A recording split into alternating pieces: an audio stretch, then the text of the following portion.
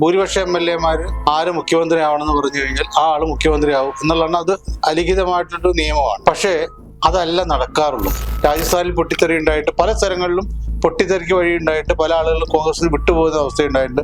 കേരളത്തിൽ അങ്ങനെ പൊട്ടിത്തെറി ഉണ്ടാവുകയും നരേന്ദ്രമോദി സർക്കാരിനെ ഭരണത്തിൽ നിന്ന് വീഴ്ത്തിയിട്ട് ഇടക്കാലത്തോ മന്ത്രിയാവാമെന്നോ അല്ലെങ്കിൽ അധികാരത്തിൽ വരാമെന്നോ ഉള്ള ഒരു തെറ്റിദ്ധാരണ KC വേണുഗോപാലിന് ഉണ്ടാവില്ല. പ്രതിപക്ഷ നേതാവിന്റെ സ്ഥാനത്ത് നിന്ന് മാറ്റപ്പെട്ട അല്ലെങ്കിൽ അത് തടയപ്പെട്ട കിട്ടാതിരുന്ന രമേശ് ചെന്നിത്തല പറഞ്ഞൊരു കാര്യമുണ്ട്. അന്ന് MLA-മാര് ആരെ പിന്തുണയ്ക്കും എന്നുള്ള ചോദ്യത്തിന് മാറിയിട്ട് രാഹുൽ ഗാന്ധി ആരെ അല്ലെങ്കിൽ കോൺഗ്രസ് ഹൈക്കമാൻഡ് ആരെ പിന്തുണയ്ക്കും എന്ന ചോദ്യത്തിന് വളരെ വ്യക്തമാണ് ഉത്തരം. ഒരു പക്ഷേ ഞാൻ മന്ത്രിയാവുന്നില്ല എന്ന് പറയാൻ സാധ്യതയുള്ള ഒരാൾ VD സതീശനാണ്.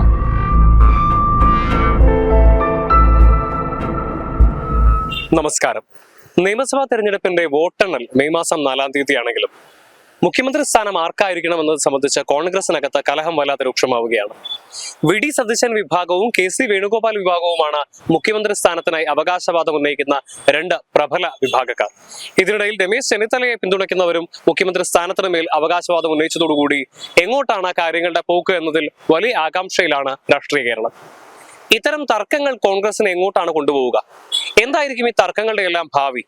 ഈ ഒരു വിഷയത്തെക്കുറിച്ച് നമ്മളോട് പ്രതികരിക്കുന്ന മുതിർന്ന മാധ്യമപ്രവർത്തകനും എഴുത്തുകാരനുമായിട്ടുള്ള A. സജീവനാണ്. അദ്ദേഹത്തിന്റെ വാക്കുകൾ. അല്ല, കോൺഗ്രസിനെ ഇത് പ്രശ്നമായിട്ട് ബാധിക്കുന്നില്ല. ഇപ്പൊ അവർക്ക് ഭൂരിപക്ഷം കിട്ടുകയാണെങ്കിൽ സ്വാഭാവികമായിട്ടൊരു മുഖ്യമന്ത്രി ഉണ്ടാകും. ആ മുഖ്യമന്ത്രിയെ കോൺഗ്രസിന്റെ രീതി അനുസരിച്ചിട്ട് MLA-മാരാണ് മുഖ്യമന്ത്രിയെ തിരഞ്ഞെടുക്കുക. ഭൂരിപക്ഷ MLA-മാര് ആര് മുഖ്യമന്ത്രി ആവണമെന്ന് പറഞ്ഞു കഴിഞ്ഞാൽ ആ ആള് മുഖ്യമന്ത്രി ആവും എന്നുള്ളതാണ്. അത് അലിഖിതമായിട്ടൊരു നിയമമാണ്. പക്ഷേ അതല്ല നടക്കാറുള്ളത്. കോൺഗ്രസിൽ എപ്പോഴും ഇതൊക്കെ ഉണ്ടെങ്കിൽ പോലും ഹൈക്കമാൻഡ്, അതായത് നെഹ്റുവിന്റെ കാലത്താണെങ്കിലും ഇന്ദിരാഗാന്ധിയുടെ കാലത്താണെങ്കിലും രാജീവ് ഗാന്ധിയുടെ കാലത്താണെങ്കിലും ഒക്കെ ഉള്ളത് സ്വാഭാവികമായിട്ട് ഹൈക്കമാൻഡ് ഒരു തീരുമാനം എടുക്കും. ആ തീരുമാനം MLA-മാരുടെ തീരുമാനത്തിന് അനുകൂലമാവണമെന്നില്ല. ചിലപ്പോൾ അനുകൂലമായിട്ട് മാറാം, പലപ്പോഴും അനുകൂലമായിട്ട് മാറാം. തർക്കം ഉണ്ടാവുകയാണെങ്കിൽ പലപ്പോഴും അവിടെ ഹൈക്കമാൻഡിന്റെ നിലപാടാണ് ഉണ്ടാവുക. അത് നല്ല രീതിയിലൊന്നാവണമെന്നൊന്നുമില്ല. നമ്മൾ രാജസ്ഥാനിൽ കണ്ടതാണ്. അവിടെ രാജസ്ഥാനിൽ സച്ചിൻ പൈലറ്റ് നയിച്ച് ഉണ്ടാക്കിയ അവിടെ കോൺഗ്രസിനൊരു ഭരണം ഉണ്ടാക്കി കൊടുത്തു. പക്ഷെ ആ സമയത്ത് AICC-യുടെ സംഘടനാകാര്യ സെക്രട്ടറി ആയിരുന്ന അദ്ദേഹത്തിന്റെ പേര് മറന്നു, അദ്ദേഹമാണ് സ്വാഭാവികമായിട്ട് അവിടെ മുഖ്യമന്ത്രിയായിട്ട് വരുന്നത്. അപ്പൊ ഇത് ഈ രീതിയിൽ കോൺഗ്രസിനകത്ത് ഹൈക്കമാൻഡ് ഒരു തീരുമാനം എടുത്തു കഴിഞ്ഞാൽ ആ തീരുമാനം പക്ഷെ പലപ്പോഴും പൊട്ടിത്തെറി ഉണ്ടാവാറുണ്ട്. രാജസ്ഥാനിൽ പൊട്ടിത്തെറി ഉണ്ടായിട്ട് പല സ്ഥലങ്ങളിലും പൊട്ടിത്തെറിക്ക് വഴി ഉണ്ടായിട്ട് പല ആളുകളും കോൺഗ്രസിൽ വിട്ടുപോകുന്ന അവസ്ഥയുണ്ടായിട്ടുണ്ട്. കേരളത്തിൽ അങ്ങനെ പൊട്ടിത്തെറി ഉണ്ടാവുകയും ആരെങ്കിലും വിട്ടുപോവുകയും ചെയ്യുന്ന അവസ്ഥ ഉണ്ടാവില്ല. ഹൈക്കമാൻഡ്, ഇപ്പൊ ഇവിടെ ഹൈക്കമാൻഡ് എന്ന് പറയുന്നത് നമ്മളൊരു വർക്കിംഗ് കമ്മിറ്റിയാണ് ഈ അങ്ങനെ പേരിൽ ഉദ്ദേശിക്കുന്നതെങ്കിൽ അത് അങ്ങനെ ഒരു സംഗതി ഇല്ല. വർക്കിംഗ് കമ്മിറ്റി അല്ല ഹൈക്കമാൻഡ്, നമുക്കറിയാം. ഇപ്പോ ഹൈക്കമാൻഡ് എന്ന് പറയുന്നത് കോൺഗ്രസിന്റെ പ്രസിഡന്റ് പോലും അല്ല, രാഹുൽ ഗാന്ധിയാണ്. രാഹുൽ ഗാന്ധിയും പ്രിയങ്ക ഗാന്ധിയും സോണിയാഗാന്ധിയും ചേർന്നതാണെന്ന് പറയാം. അവർക്ക് ആരെയാണോ താല്പര്യം എന്നുള്ളതാണ് ഏറ്റവും നോക്കുക, ഇപ്പൊ കാര്യമായിട്ട് നോക്കുക. അപ്പൊ അങ്ങനെയാണ് എങ്കിൽ ഇവിടെ ഇപ്പൊ VD സതീശൻ സ്വാഭാവിക നീതി അനുസരിച്ച് നോക്കുകയാണെങ്കിൽ കഴിഞ്ഞ തവണത്തെ ഈ 5 വർഷക്കാലം സർക്കാരിനെതിരെ അതിരൂക്ഷമായിട്ടുള്ള പട നയിച്ചിട്ടുള്ള ഒരാളാണ് VD സതീശൻ. പക്ഷെ അതേ VD സതീശന്റെ കാര്യത്തിൽ നോക്കുമ്പോൾ ആണെങ്കിൽ അതിനു മുമ്പേ പ്രതിപക്ഷ നേതാവായിരുന്ന ആളാണ് രമേശ് ചെന്നിത്തല. രമേശ് ചെന്നിത്തല സർക്കാരിനെതിരെ രൂക്ഷമായ രൂപത്തിൽ സ്പ്രിംഗ്ലർ ഉൾപ്പെടെയുള്ള കാര്യങ്ങൾ കൊണ്ടുവന്നിട്ടുള്ളതാണ്. പക്ഷേ അവിടെ പരാജയം സംഭവിച്ചപ്പോൾ രമേശ് ചെന്നിത്തലയെ മാറ്റിയിട്ടാണ് പ്രതിപക്ഷ നേതാവായിട്ട് VD സതീശനെ കൊണ്ടത്. വളരെ ജൂനിയർ ആയിട്ടുള്ള ആളാണ്. അദ്ദേഹത്തെക്കാൾ സീനിയർ ആയിട്ട് ധാരാളം ആളുകൾ ഉണ്ടെങ്കിൽ പോലും ജൂനിയർ ആയിട്ട് സതീശനെ കൊണ്ടുവന്നു.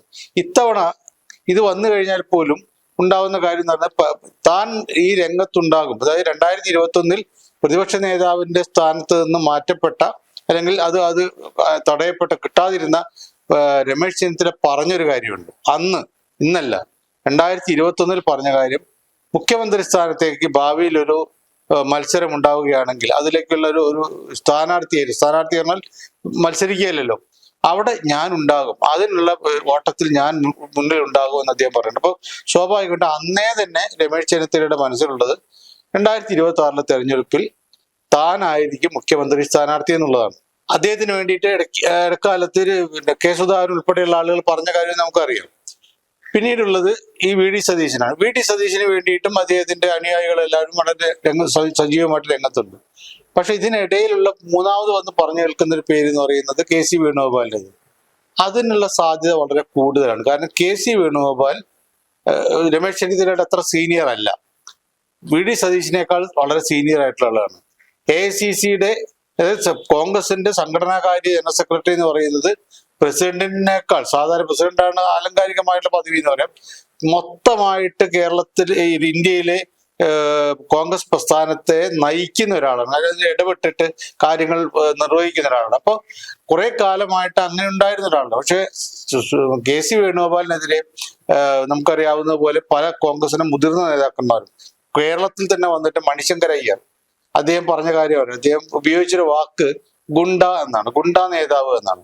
അപ്പൊ അങ്ങനെയുള്ള രീതിയിൽ ഈ ഇപ്പൊ അടുത്ത കാലത്ത് ഈ സീറ്റിന് വേണ്ടി പണം വാങ്ങി എന്നുള്ള ആരോപണങ്ങളിൽ പ്രിയങ്ക ഗാന്ധിക്കും കെ സി വേണുഗോപാലിനെതിരെ ഈ കോൺഗ്രസിന്റെ നേതാക്കന്മാർ തന്നെ രംഗത്ത് വന്നിട്ടുണ്ട്. അപ്പൊ അത്തരം കാര്യങ്ങളൊക്കെ ഉള്ളത് കൊണ്ട് സംഘടനയുടെ ഒരു അഴിച്ചുപണി നടക്കാൻ പോകുന്നുണ്ട്. കെ സി വേണുഗോപാലിനെ സംഘടനാകാര്യ ജനറൽ സെക്രട്ടറി ആയിട്ടില്ല, പക്ഷേ ജനറൽ സെക്രട്ടറി ആയിട്ട് നിർത്തിയേക്കാം. പക്ഷെ സംഘടനാകാര്യ ജനറൽ സെക്രട്ടറി ആയിട്ട് നിർത്താനുള്ള സാധ്യതയും വിരളമാണ്.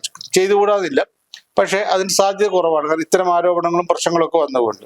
പിന്നെ വേറൊരു കാര്യം, MP ആയിരുന്നുകൊണ്ട് അടുത്ത തവണയോ അല്ലെങ്കിൽ ഇപ്പൊ ഈ നരേന്ദ്രമോദി സർക്കാരിനെ ഭരണത്തിൽ നിന്ന് വീഴ്ത്തിയിട്ട് ഇടക്കാലത്തോ മന്ത്രിയാവാമെന്നോ അല്ലെങ്കിൽ അധികാരത്തിൽ വരാമെന്നോ ഉള്ള ഒരു തെറ്റിദ്ധാരണ കെ സി വേണുഗോപാലിന് ഉണ്ടാവില്ല.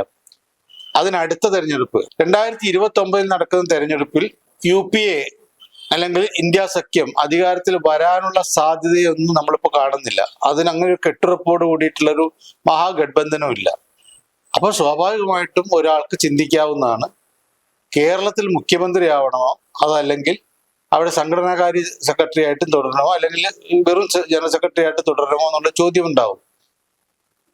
ആരായാലും ഓപ്റ്റ് ചെയ്യുന്നത് കേരളത്തിൽ മുഖ്യമന്ത്രിയാവാനുള്ള സാധ്യതയായിരിക്കും. അതിന് ഞാൻ MP സ്ഥാനം രാജിവെച്ച് അവിടെ ഒരു തെരഞ്ഞെടുപ്പ്, MLA ആയിട്ട് മത്സരിച്ച് അവിടെ ഒരു തെരഞ്ഞെടുപ്പ് എന്നുള്ള കാര്യമൊന്നും വ്യക്തിപരമായിട്ട് ചിന്തിക്കണമെന്നില്ല. രാഹുൽ ഗാന്ധിക്ക് ഏറ്റവും പ്രിയപ്പെട്ടവർ ഇവരിൽ ആരാണെന്നുള്ള ചോദ്യത്തിന് നമുക്ക് ആർക്കും സംശയം ഉണ്ടാവില്ല.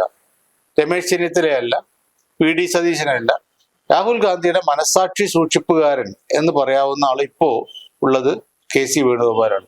അപ്പൊ കെ സി വേണുഗോപാലിന് അങ്ങനെ താല്പര്യം ഉണ്ടായിക്കഴിഞ്ഞാൽ രാഹുൽ ഗാന്ധി ആരെ പിന്തുണയ്ക്കും, MLA ആരെ പിന്തുണയ്ക്കും എന്നുള്ള ചോദ്യത്തിന് മാറിയിട്ട് രാഹുൽ ഗാന്ധി ആരെ അല്ലെങ്കിൽ കോൺഗ്രസ് ഹൈക്കമാൻഡ് ആരെ പിന്തുണയ്ക്കും എന്ന ചോദ്യത്തിന് വളരെ വ്യക്തമാണ് ഉത്തരം. MLA തന്നെ ഇപ്പൊ എത്രയോ പേര് നമ്മൾ ആലോചിച്ച് നോക്കും. രമേശ് ചെന്നിത്തല മുഖ്യമന്ത്രിയാവണം എന്ന് തെരഞ്ഞെടുപ്പിന്റെ പ്രചരണ വേളയിൽ പറഞ്ഞ ആളാണ് കെ സുധാകരൻ. ഇപ്പൊ അതിനുശേഷം തെരഞ്ഞെടുപ്പിന്റെ ഈ മുഖ്യമന്ത്രി തർക്കം ഇപ്പൊ നിലനിൽക്കുന്നതിനിടയിൽ ആരും ഒരു അഭിപ്രായവും പുറത്തു പറയാൻ പാടില്ല എന്ന് പറഞ്ഞിട്ട് കോൺഗ്രസിന്റെ വർക്കിംഗ് കമ്മിറ്റി അംഗമായിട്ടുള്ള കെ സുധാകരൻ ഇപ്പൊ പറയുന്നത് കെ സി വേണുഗോപാൽ മുഖ്യമന്ത്രിയാവണം. അത് ആദ്യം പറഞ്ഞു മാത്രമല്ല, അത് വീണ്ടും അദ്ദേഹം ആവർത്തിക്കുകയും ചെയ്തു. അതിന്റെ അർത്ഥം ഈ നേതാക്കന്മാർ അപ്പുറത്തേക്കും ഇപ്പുറത്തേക്കും പോവുക. കെ സുധാകരൻ MP ആണെന്ന് വെക്കാം, MLA അപ്പുറത്തേക്കും ഇപ്പുറത്തേക്കും പോവുക എന്ന് പറഞ്ഞാൽ പ്രയാസമൊന്നുമില്ല. കുറെ സ്ഥാനാർത്ഥികൾ ജയിക്കാൻ സാധ്യതയുള്ള കുറെ സ്ഥാനാർത്ഥികൾ, അതായത് ഭാവി MLA എന്ന് പറയാവുന്ന പല ആളുകളും കെ സി വേണുഗോപാലിന് അനുകൂലമായിട്ട് പരസ്യമായി പ്രതികരിച്ച് കഴിഞ്ഞു. ഇപ്പൊ രാഹുൽ ഗാന്ധിയുടെ അനിഷ്ടം വാങ്ങിക്കൊണ്ട് അല്ലെങ്കിൽ കെ സി വേണുഗോപാലിന്റെ അനിഷ്ടം വാങ്ങിക്കൊണ്ട് VD സതീശനെയോ അല്ലെങ്കിൽ രമേശ് ചെന്നിത്തലയോ പിന്തുണയ്ക്കാനുള്ള സാധ്യത MLA കുറെ പേരുണ്ടായേക്കാം, അങ്ങനെയൊക്കെ ഉണ്ടാവാനുള്ള സാധ്യതയുണ്ട്. പക്ഷെ എനിക്ക് തോന്നുന്നത്, എൻ്റെ ഒരു വിശ്വാസം, എൻ്റെ ഒരു കണക്കുകൂട്ടൽ അനുസരിച്ച് ഈ ഓട്ടത്തിൽ 3 പേരുള്ള ഓട്ടത്തിൽ കെ സി വേണുഗോപാലിനാണ് സാധ്യത. ഒരു സുനാമിയും അതോടുകൂടി ഉണ്ടാവുന്ന കാര്യമില്ല. ഇപ്പം രാജസ്ഥാനിൽ ഉണ്ടായതുപോലെ ഒരു സുനാമി ഉണ്ടാവാനുള്ള സാധ്യതയൊന്നും ഇല്ല. കാരണം ആരെങ്കിലും പിണങ്ങി പോയിട്ട് VD സതീശനോ, സച്ചിൻ പൈലറ്റൊക്കെ പോയത് VD സതീശനോ അല്ലെങ്കിൽ രമേശ് ചെന്നിത്തലയൊക്കെ BJPയിലേക്കോ അല്ലെങ്കിൽ വേറെ പാർട്ടിയിലേക്ക് പോകാനുള്ള സാധ്യത തീരെ കാണുന്നില്ല. കോൺഗ്രസ്സുകാരായിട്ട് നിൽക്കും. ഒരു പക്ഷേ ഞാൻ മന്ത്രിയാവുന്നില്ല എന്ന് പറയാൻ സാധ്യതയുള്ള ഒരാൾ VD സതീശനാണ്. രമേശ് ചെന്നിത്തല തീർച്ചയായിട്ടും അദ്ദേഹത്തിന് ആഭ്യന്തരം കിട്ടിക്കഴിഞ്ഞു, നേരത്തെ ആഭ്യന്തര മന്ത്രി ആയിരുന്ന ആളാണ്. ആഭ്യന്തരം കിട്ടിക്കഴിഞ്ഞാൽ അദ്ദേഹം അത് സ്വീകരിക്കും. അദ്ദേഹം ഇപ്പോൾ വർക്കിംഗ് കമ്മിറ്റി അംഗമാണ്, ആഭ്യന്തരമന്ത്രി കൂടി ആയിക്കഴിഞ്ഞാൽ അദ്ദേഹത്തിന് പ്രശ്നമൊന്നുമില്ല. അത് അദ്ദേഹം സ്വീകരിക്കാനാണ് സാധ്യത.